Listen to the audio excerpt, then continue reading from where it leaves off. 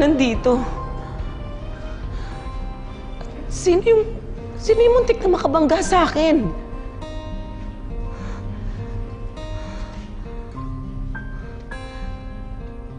Tulong! Tulungan niyo ako! Tulong! Pakawalan niyo ako dito! Tulong! Tulungan niyo ako! Tulong! Sofia, gising na pala yung alaga natin eh, oh.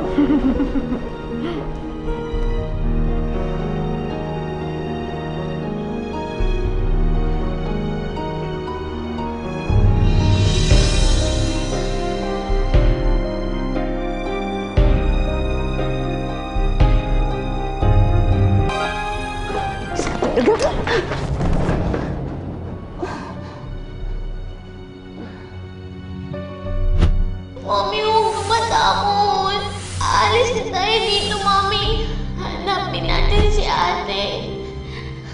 Papatayin nila tayo! Sino? Kami? Papatayin nila tayo!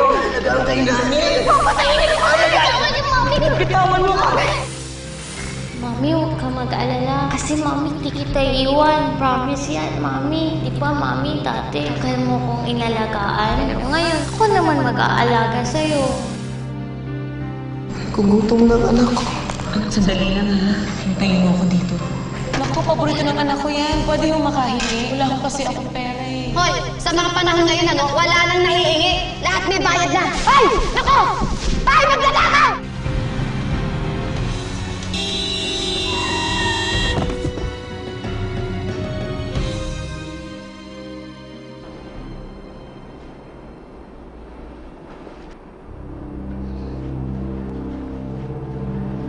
Lumilinaw na sa akin ang lahat.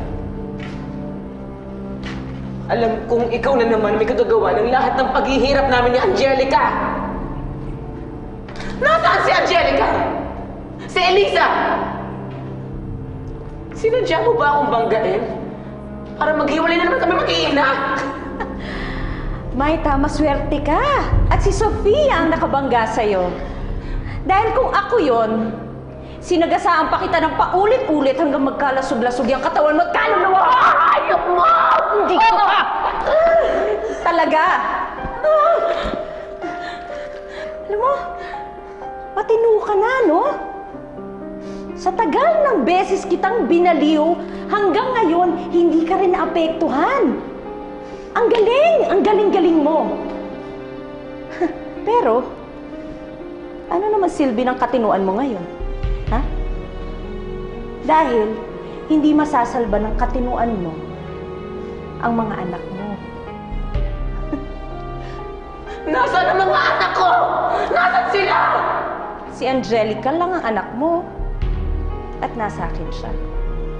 Dahil ako lang ang may karapatan sa mga pinamana ng sira-ulo kong ina sa sira-ulo mong anak! Ayok ka!